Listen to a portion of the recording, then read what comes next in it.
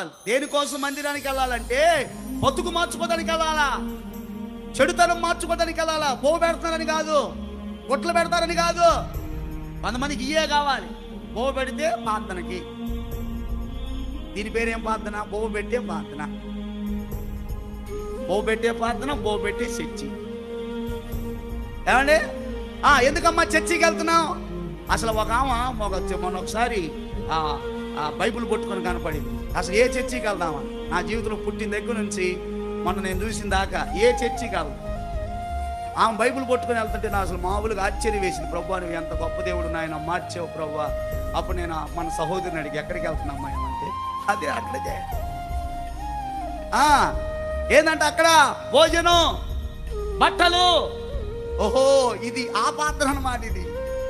ఇది బతుకు మార్చుకునే ప్రార్థన కాదు, పశ్చాత్తాపడే ప్రార్థన కాదు. ఇది ఏ ప్రార్థన అంటే, ఉండయా మన పిల్లలు అప్పుడప్పుడు పాంప్లెట్లు పంచేటప్పుడు ఒక్కొక్కడు అడుగుతాడంట, ఏమని బోగలు ఉండయా అంటే ఫస్ట్ వీడికి ఏం కావాలి? అది కావాలి వీడికి. ఇది ప్రార్థనలో దేవుణ్ణి స్తుతించాలి, ఆరాధించాలి, గణపరచాలి, బతుకు మార్చుకోవాలి, ప్రవర్తన మార్చుకోవాలని కాదు వీడికి ఏం కావాలా? ప్రార్థన అంటే అందుకే దాని పేరు ప్రార్థన అంది. అందులో ప్రార్థన రాయకుండా, ఏ ప్రార్థన? కృతజ్ఞత ప్రార్థన అని రాయకుండా కృతజ్ఞత పోవా అని రాసి సరిపోయింది కదా. అప్పుడు అక్షం పని మీదే ఉంటుంది. దేవునికి స్తోత్రం చెప్పాలి, చేతులు పైకెత్తి స్తోత్రం చెప్పాలి. కొంతమందికి అయ్యి ఉంటేనే, కై లేకపోతే వీళ్ళు పరలోకం ఏమొస్తారు? బొమ్మ కోసం పోయేవాళ్ళు.